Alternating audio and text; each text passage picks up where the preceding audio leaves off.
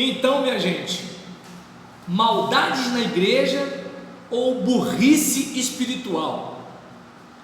A gente viu aqui em relação a Gálatas, Gálatas 5, versículo 19 a 21. Quem não tem Bíblia, senta do lado de um crente aí. Gálatas 5, versículo 19 ao versículo 21. Diz assim a palavra do Senhor. Gálatas 5, versículo 19 a 21.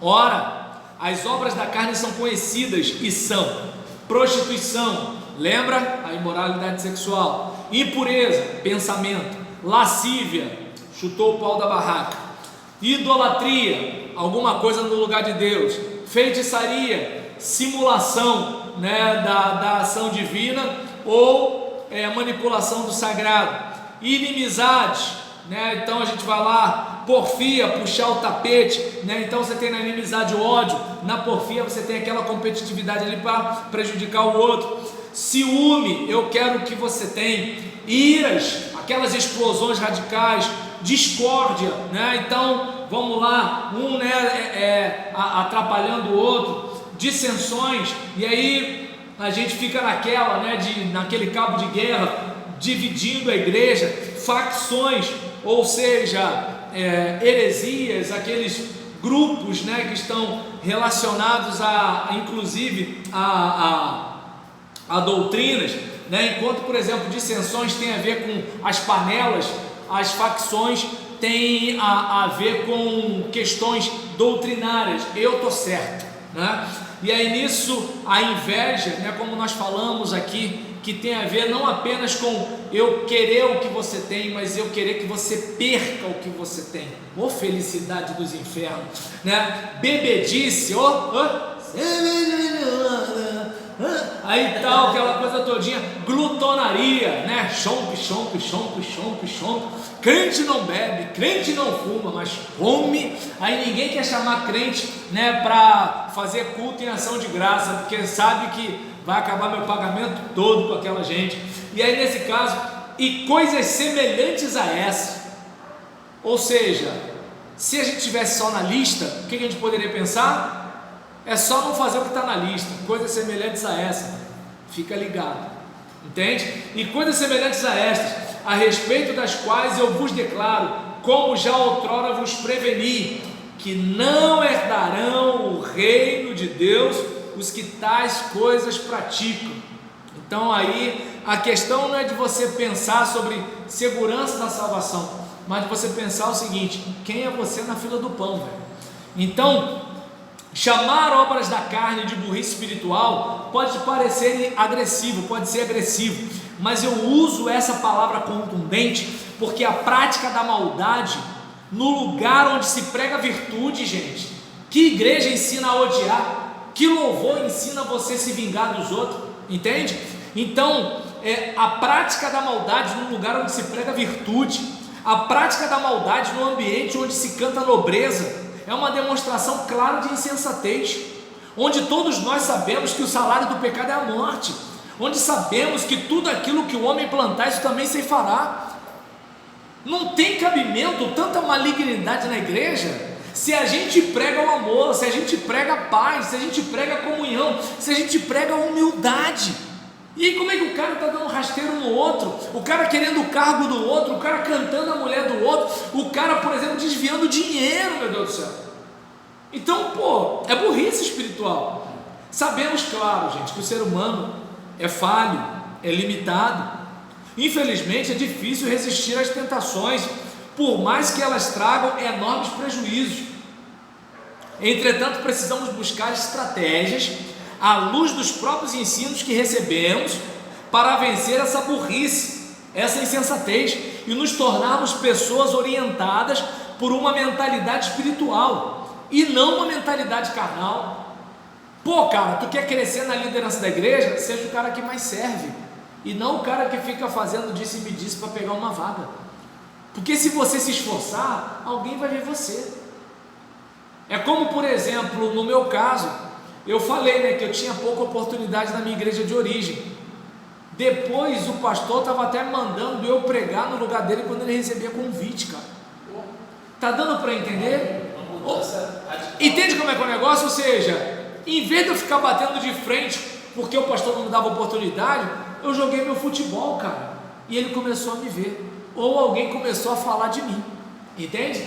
Eu lembro que uma vez um cara estava pregando e aí terminou. Mas será que ele de repente ele não estava te dando oportunidade com medo de repente você, sei lá, fazer uma besteira, estava imaturo, ou sei lá, ficar nervoso, não saber trazer. Claro, eu considero tudo isso, entende? Mas o que eu estou dizendo é que, por exemplo, em vez de eu ficar fazendo intriga, o pastor não me dá oportunidade, o pastor não sei o que, o pastor não sei o que lá, não, eu joguei meu futebol, e chegou uma hora que o próprio Deus falou, ó, você não vai pregar em tal lugar? Manda o Roberlan.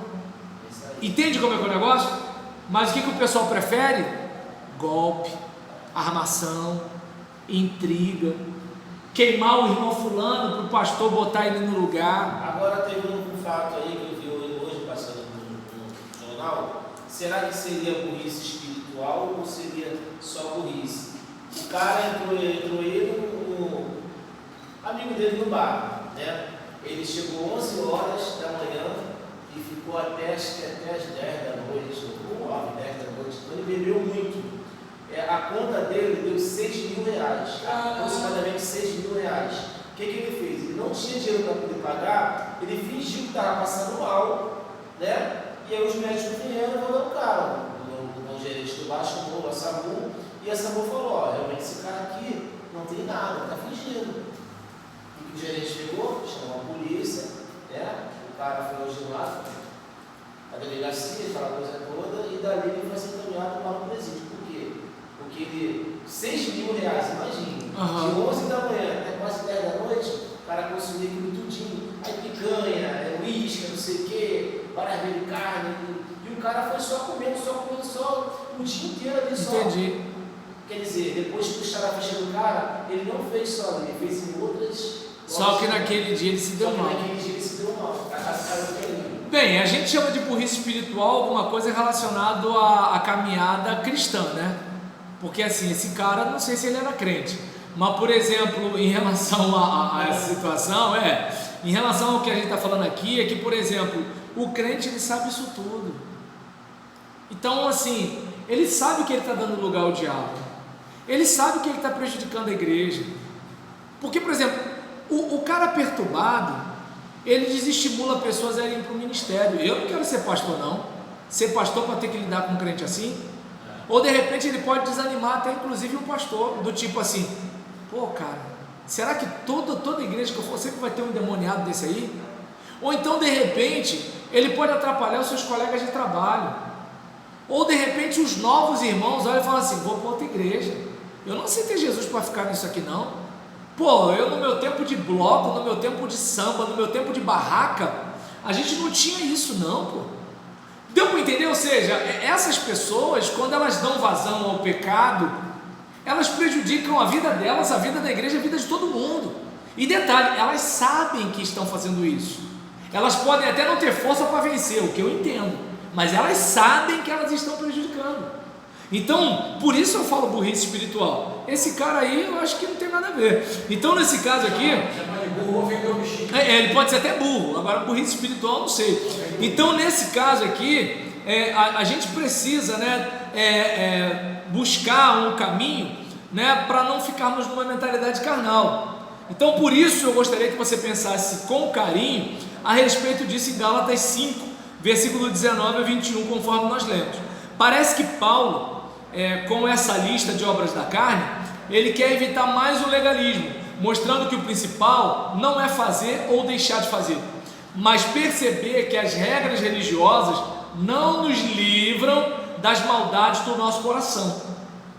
Porque o cara pode não beber cachaça, mas fazer outra coisa, entende? Pode não ter problema sexual, mas tem outro problema. É bom lembrar que tá no mesmo lugar do entende? O problema sexual está no mesmo lugar, entende? Das intrigas. Percebe que assim, a Bíblia bota tudo no mesmo patamar, meu amigo. Só para você ter uma ideia. A gente diferencia. A Bíblia não. Quem pratica isso não é do reino de Deus. Então você olha e verifica o seguinte, né? Que assim, as regras não nos livram da maldade do coração. O final de uma vida entregue aos desejos carnais e à prática das obras da carne será uma vida eternamente longe de Deus, quer sejam religiosos ou não, membro da igreja ou não, gente cujo prazer está em adorar a si mesmo e não se sente a si mesma, e gente que não se sente desconfortável diante da inclinação para o pecado. Gente assim não tem o reino de Deus como destino final.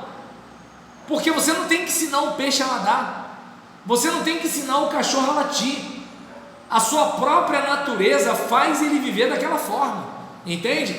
Então, quando Paulo diz que até coisas semelhantes aos pecados mencionados na lista podem prejudicar o relacionamento com Deus, fica muito claro que não adianta listar o que fazer ou não fazer, é preciso andar em espírito. Quando ele diz que os praticantes de tais maldades não herdarão o reino de Deus, fica óbvio para os leitores que se trata de pessoas que não querem mudar e estão destinadas a continuar vivendo na prática de determinado pecado. Por exemplo, o cara da fofoca, o cara da mentira, o cara da intriga, entende? Esses caras, pode reparar, eles não são excluídos, na maioria das vezes eles não são disciplinados. Os caras do boicote, os caras da armação, da manipulação, da dominação, esses caras estão na liderança da igreja, esses caras estão na membresia da igreja. Agora, bebeu cachaça? Cerol. Engravidou a menina? Cerol. Deu para perceber como é que é o negócio? Ou seja, a gente não coloca na lista no mesmo tom que Deus dá. Para Deus, tá tudo do mesmo jeito, para a gente não.